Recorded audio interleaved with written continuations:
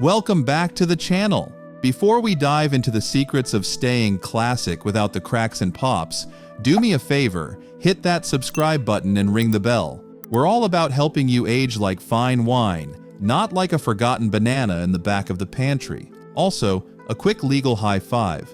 Please talk to your doctor before changing your routine. After all, moving for just 10 minutes a week is 1,000 times better than zero, but we want to make sure you're doing it safely. Let's be honest, getting older is great until your joints start making more noise than your morning coffee maker. They say with age comes wisdom, but usually it just comes with hair in weird places and a sudden interest in comfortable shoes. Today, we're looking at why senior sports injuries are actually skyrocketing, up over 50% in the last decade. We're going to count down the top 5 exercises that are secretly hurting you and show you what to do instead.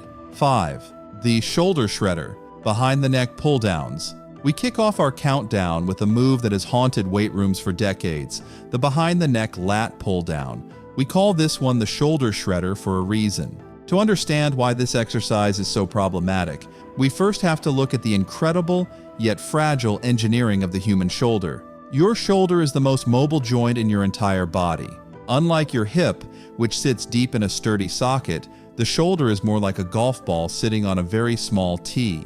This design allows you to reach, twist, and throw, but it also means the joint is prone to complaining loudly if you treat it like a rusty hinge.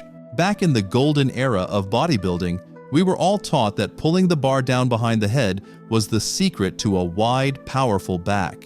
It looked impressive, and it felt like you were getting a deeper stretch. However, modern sports science has caught up with the aesthetics, and the verdict is in: the risk far outweighs the reward, especially as we get older and our connective tissues lose some of that youthful elasticity. The anatomy of the ache. Here is the mechanical reality of what is happening inside your body during this move. When you pull that heavy gym bar down toward the base of your neck, you are forcing your shoulder into an extreme, compromised position. In clinical terms, the doctor speak we mentioned, you are putting the joint into a state of extreme external rotation and horizontal abduction. In plain human speak, this means you are twisting your arm bone, the humerus, and pulling it back in a way that the joint wasn't designed to handle under a heavy load. As the bone rotates, it begins to squash the delicate soft tissues, the tendons, bursa, and ligaments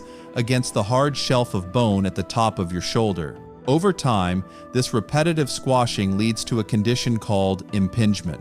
Think of impingement as your shoulder tendons getting pinched, rubbed, and frayed like an old weathered rope. Every rep is like a tiny piece of sandpaper wearing down your rotator cuff. By the time you feel the pinch, the damage is often already well underway. The turtle effect, a pain in the neck. The danger isn't just limited to your shoulders. Your neck is also caught in the crossfire. Unless you have the flexibility of a professional contortionist, it is physically impossible to pull a straight metal bar behind your head without shoving your head forward. This creates what we call forward head posture. Imagine your head is a heavy bowling ball. When it's balanced perfectly on your neck, it's easy to carry. But the moment you crane your neck forward to avoid getting hit by the bar, you're putting immense strain on the cervical spine and the small muscles at the base of your skull. This forward head position is a one-way ticket to a tension headache or a stiff neck that refuses to quit until next Tuesday. Honestly, if you wanted to spend your afternoon with your head shoved forward in a weird, uncomfortable position, you could just save yourself the gym membership and go back to trying to read the microscopic fine print on the back of a soup can. The good news is that you don't have to give up on building a strong, healthy back. You just need to change your perspective, literally. Do this instead. Pull the bar to the front of your chest. Science and electromyography (EMG) studies show that your latissimus dorsi, the big muscles in your back, actually work just as hard, if not harder, when you pull the bar to the front. By leaning back slightly, about 10 to 15 degrees, and pulling the bar toward your upper chest, you keep the shoulder joint in its scapular plane, which is its natural, happy path of motion.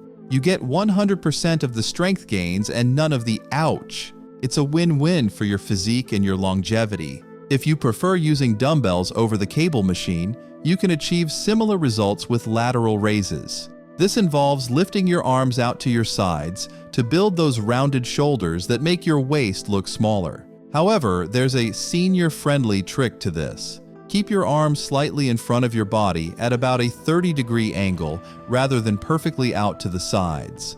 This small adjustment opens up the shoulder joint and is much kinder to those precious rotator cuffs. Moving down the chain, staying classic means protecting the gatekeepers of your upper body, your shoulders, because without them, reaching for the good cookies on the top shelf becomes a painful chore. But we can't stop at the arms. What happens when the joints that actually carry your entire body weight start to give out? If the shoulders are the hinges of the upper body, the knees are the shock absorbers for everything else. Let's talk about the knees and the common exercise that might be turning yours into a bowl of noisy Rice Krispies. 4. The knee grinder seated leg extensions. Coming in at number 4 is a gym classic that most of us have used for decades, the seated leg extension machine. You know the one. You sit down in that comfortable padded chair, hook your ankles securely under the foam roller, and kick your legs out straight until your quads are burning. On the surface, it seems like the ultimate safe senior exercise. After all, you're sitting down, your back is supported, and there's zero risk of tripping or losing your balance. It feels controlled, clinical, and effective. Well, for those of us over the age of 50, appearances can be incredibly deceiving. In reality, this machine can act as a bit of a mechanical grinder for your kneecaps. While it's great for making your thigh muscles pop, it's often doing so at the expense of the delicate cartilage underneath your patella. The science of the grind. To understand why this is such a gamble for your joints, we have to look at the unique mechanics of the knee. When you use the leg extension machine, you are performing what's called an open chain movement. Because your feet aren't planted on the ground, all the force of the weight is concentrated entirely on the knee joint itself. The real danger zone happens at the very top of the movement. When your leg is almost perfectly straight, the physics of the machine reach a perfect storm of stress. At this point, the force required to lift and hold the weight is at its absolute highest. However, the contact area where your kneecap actually touches your thigh bone is at its smallest. Think of it like this. Imagine a 200-pound man. If he's wearing a pair of wide, flat boots, his weight is distributed across a large surface area. He can walk across a soft lawn without sinking. But if you put that same 200-pound man in a pair of sharp high heels, all that pressure is concentrated onto a tiny pinpoint spot. Those heels are going to punch right through the grass, or in this case, put an incredible amount of pressure on a tiny spot of your joint. That's exactly what's happening inside your knee. You are concentrating massive force onto a very small, vulnerable patch of cartilage. It's no wonder that doctors and physical therapists see a significant amount of wear and tear and accelerated arthritis directly linked to the repetitive use of this machine. The functional alternative. So if we want strong legs but we don't want knees that sound like a bag of gravel, what should we do? The answer is the sit-to-stand exercise. It's exactly what it sounds like, and honestly, it's one of the most important movements you can perform as you age. Here's how you do it. Find a sturdy chair. A dining room chair or a kitchen chair is perfect. Avoid the squishy sofa for this one. Scoot yourself to the very edge of the seat. Plant your feet firmly on the floor about shoulder width apart and stand up without using your hands to push off. Then, slowly and with control, sit back down. This is what trainers call a functional move. That's just a fancy way of saying it's a motion you actually use in real life. It's the exact same movement you need to get out of a car, stand up from the dinner table, or get off the sofa after a long movie. Unlike the leg extension machine, which isolates one muscle in a way you'll never use in the real world, the sit-to-stand trains your entire lower body to work together as a unit. Why it's the gold standard? The benefits go far beyond just saving your kneecaps. Because your feet are planted on the floor, the pressure is shared across your ankles, knees, and hips, which is much safer for your joints. But here's the kicker. Research shows that how much power and stability you have in a sit-to-stand is a much better predictor of your overall longevity than almost any machine in the gym. It's a direct indicator of how well you'll be able to walk, maintain your balance, and avoid dangerous falls as the years go by. And let's be honest, the best part is that it's completely free. You don't need a fancy gym membership, a personal trainer, or a specialized machine to stay strong. You just need your kitchen chair and a little bit of consistency. You're building the kind of strength that actually keeps you independent, all while keeping those knees as quiet and happy as possible. We're halfway through the list. If you've ever had a gym fail or realized you were doing an exercise the wrong way for 20 years, tell us about it in the comments. We're all friends here. And remember, exercise isn't a vanity project. It's a sanity project. It lowers your stress, clears your head, and helps you stay independent. Take a quick stretch, grab some water, and let's get back to it. We've fixed the shoulders and the knees, but what about the foundation? If your back starts to crumble, the rest of the house goes with it. Is your ab routine secretly a backbreaker?